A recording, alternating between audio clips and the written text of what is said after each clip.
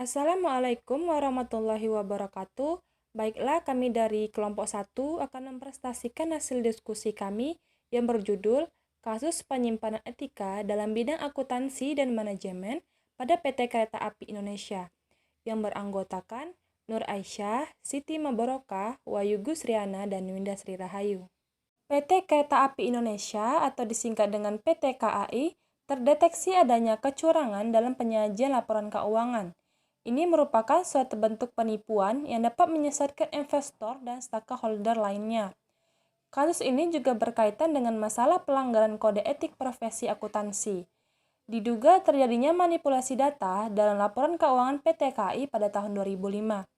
Perusahaan BUMN itu dicatat meraih keuntungan sebesar 6,9 miliar.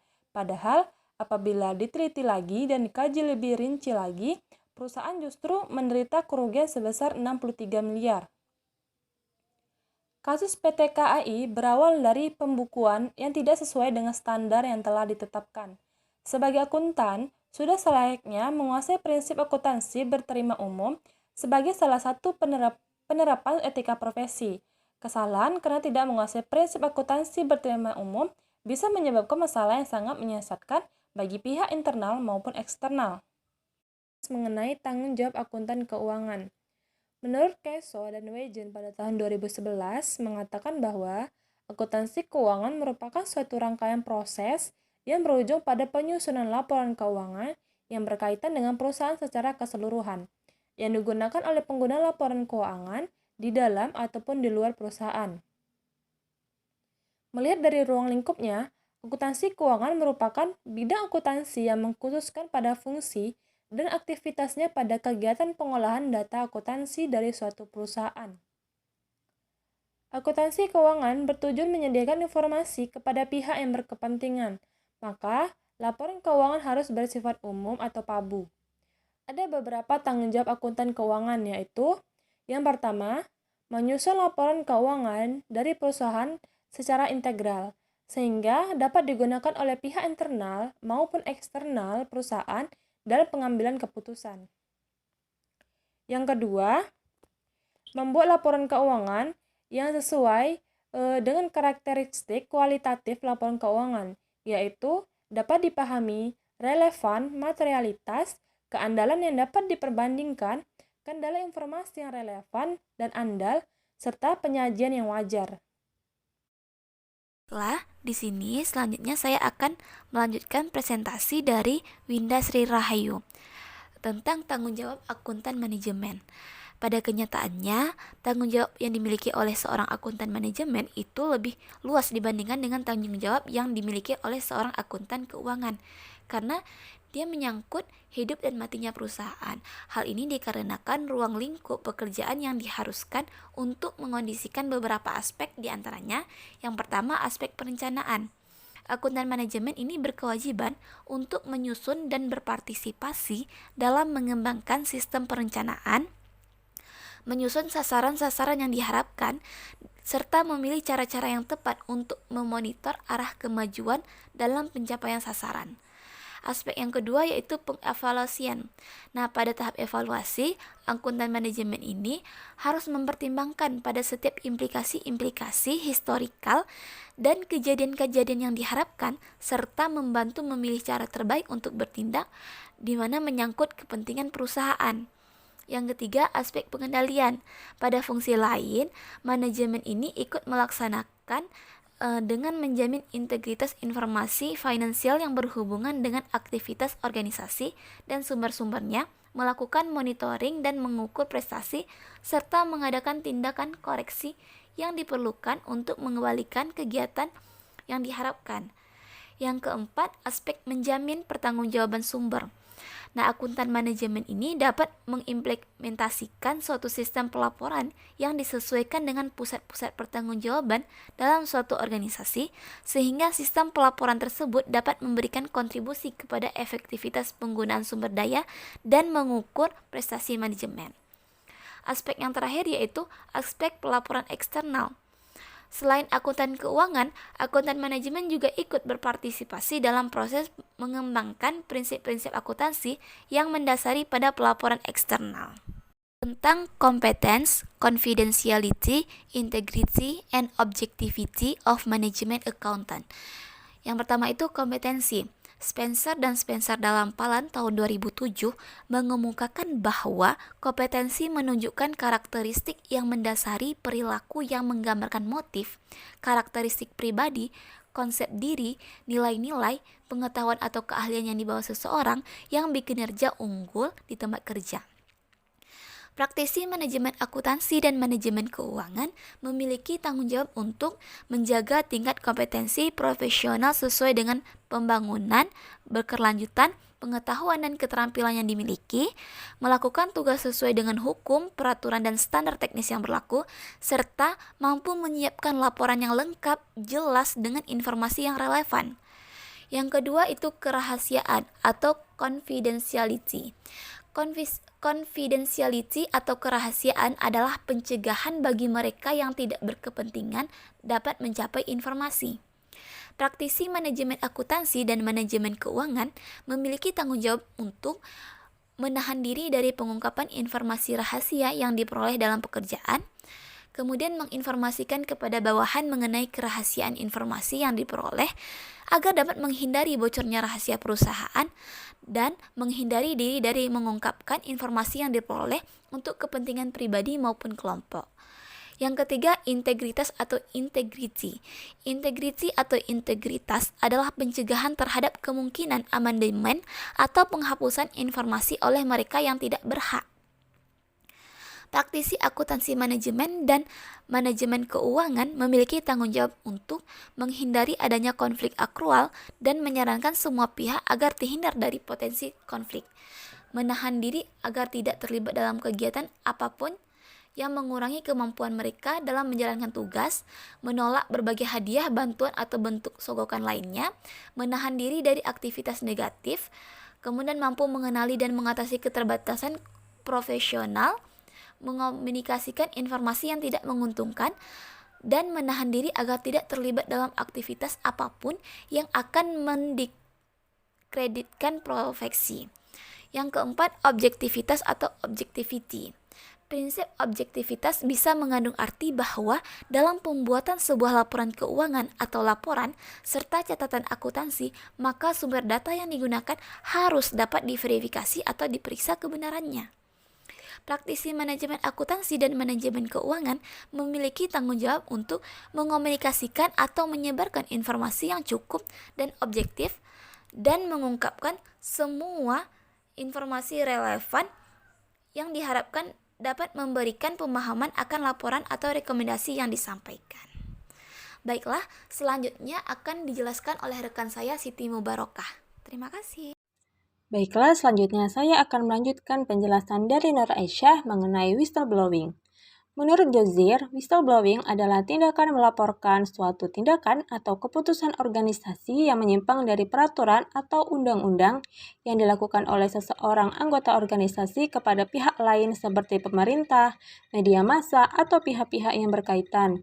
Sedangkan menurut Brandon, whistleblowing merupakan tindakan yang dilakukan oleh seseorang atau beberapa orang karyawan untuk membocorkan kecurangan baik yang dilakukan oleh perusahaan atasannya kepada pihak lain. Whistleblowing dibedakan menjadi dua, yaitu yang pertama ada whistleblowing internal, yaitu kecurangan yang dilaporkan kepada pimpinan perusahaan tertinggi.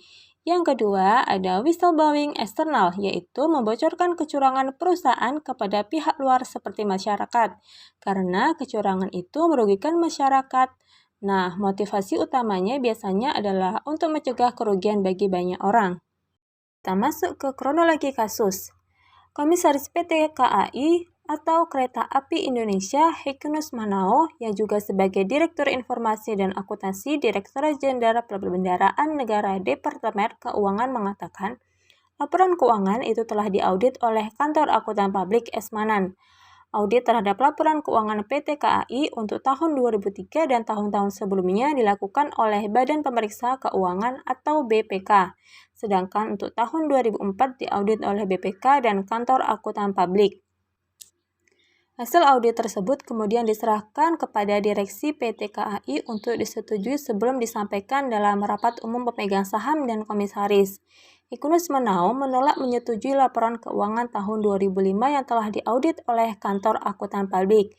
Setelah diteliti, ternyata ditemukan adanya kejanggalan dari laporan keuangan di tahun 2005 tersebut, yang mana masalahnya sebagai berikut. Yang pertama, pajak pihak ketiga sudah 3 tahun tidak pernah ditagih, tetapi dalam laporan keuangan itu dimasukkan sebagai pendapatan selama tahun 2005. Kewajiban PT KAI untuk membayar surat ketetapan pajak pertambahan nilai sebesar 95,2 miliar yang diterbitkan oleh Direktorat Jenderal Pajak pada akhir tahun 2003 disajikan dalam laporan keuangan sebagai piutang atau tagihan kepada beberapa pelanggan yang seharusnya menanggung beban pajak itu. Padahal menurut standar akuntansi berterima umum, pajak pihak ketiga yang tidak pernah ditagih tidak bisa dimasukkan sebagai aset atau pendapatan.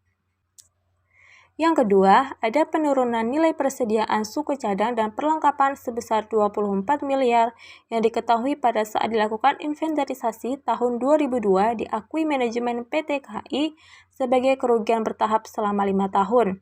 Pada akhir tahun 2005, masih tersisa saldo penurunan yang belum dibebankan sebagai kerugian sebesar 6 miliar yang seharusnya dibebankan seluruhnya dalam tahun 2005. Kemudian yang ketiga ada bantuan pemerintah yang belum ditentukan statusnya dengan modal total nilai kumulatif sebesar 674,5 miliar dan penyertaan modal negara sebesar 70 miliar oleh manajemen PT KAI disajikan dalam neraca per 31 Desember 2005 sebagai bagian dari hutang. Yang keempat, ada manajemen PT KAI tidak melakukan pencadangan kerugian terhadap kemungkinan tidak terjadi tagihnya kewajiban pajak yang seharusnya telah dibebankan kepada pelanggan pada saat jasa angkutannya diberikan PT KAI tahun 1998 sampai 2003. Berdasarkan rincian kronologi kasus di atas, perbedaan pendapat terhadap laporan keuangan antara komisaris dan auditor akuntan publik terjadi karena PT Kereta Api Indonesia tidak memiliki tata kelola perusahaan yang baik. Kemudian, laporan keuangan PT Kereta Api Indonesia tahun 2005 diduga telah dimanipulasi oleh pihak-pihak tertentu. Banyak terdapat kejanggalan dalam laporan keuangannya. Beberapa data disajikan tidak sesuai dengan standar akuntansi yang berlaku. Hal ini mungkin sudah biasa terjadi dan bisa diperbaiki. Namun, yang menjadi masalah adalah pihak auditor menyatakan laporan keuangan itu wajar tanpa pengecualian. Tidak ada penyimpangan dari standar akuntansi. Hal inilah yang patut dipertanyakan. Diduga, auditor tersebut telah menerima fee khusus dari PT Kereta Api Indonesia. Baiklah, di sini saya akan melanjutkan penjelasan dari Siti Mubarakah, di mana itu analisa kasus. Berdasarkan kronologi kasus di atas, maka dapat disimpulkan bahwa terdapat manipulasi laporan keuangan PT KAI yang dilakukan oleh manajemen PT KAI. Ketidakmampuan KAP dalam mengindikasikan terjadinya manipulasi. Ada analisa 5 question approach. Yang pertama, profitable, di mana pihak yang diuntungkan adalah manajemen PT KAI. Karena kinerja keuangan perusahaan seolah-olah baik meskipun kenyataannya menderita kerugian. Pihak lain yang diuntungkan adalah KAP Esmanan dan rekan, di mana kemungkinan memperoleh fee khusus karena memberikan opini WTP. Yang kedua, legal. PT KAI melanggar pasal 90 Undang-Undang Nomor 8 Tahun 1995 tentang pasar modal. Menipu atau mengelabui pihak lain dengan cara apapun, tidak mengungkapkan fakta. Yang ketiga, fraud, di mana publik atau investor yang dirugikan karena memperoleh informasi yang menyesatkan. Pemerintah dirugikan karena merekayasa keuangan, maka pajak yang diterima pemerintah lebih kecil. Right, di mana hak-hak publik yang dirugikan karena investor memperoleh info yang menyesatkan, sehingga keputusan yang diambil menjadi tidak akurat. Yang kelima, sustainable development. Selanjutnya itu solusi, di mana manajemen PT KAI melakukan koreksi atas salah saji atas pajak pihak ketiga yang dimasukkan sebagai aset. KAP Esmanan dan rekan melakukan jasa profesional sesuai SPAP. Di mana solusinya itu membangun kultur perusahaan yang baik dengan mengutamakan integritas etika profesi kepatuhan kepada aturan, baik internal maupun eksternal, khususnya tentang otorisasi. Mendahulukan kepentingan publik daripada pribadi. Kemudian, merekrut manajemen baru yang memiliki integritas dan moral yang baik. Memperbaiki sistem pengendalian internal perusahaan. Corporate governance dilakukan dengan manajemen yang dirancang dalam rangka mengeliminasi atau setidaknya menekankan kemungkinan terjadinya fraud. Transaksi level control process dilakukan oleh audit internal. Retrospective examination-nya dilakukan oleh forensic auditor. Penyusunan standarnya jelas, akuntabilitas, dan transparansi setiap proses bisnis. Kontribusi terhadap permasalahan yang ada. Berdasarkan kasus etika dalam bidang akuntansi keuangan dan manajemen yang menimpa PT Kereta Api Indonesia, kontribusi yang dapat dilakukan adalah dengan meningkatkan sumber daya manusia pada akuntan, baik dari segi ilmu akuntansi maupun ilmu spiritual. Kemudian menerapkan sistem pelaporan yang transparan berperan dalam meminimalisir terjadinya fraud dalam perusahaan. Pelaporan yang transparan akan memberikan sinyal positif terhadap stakeholder bahwa perusahaan menjalankan usaha dengan cara terbuka.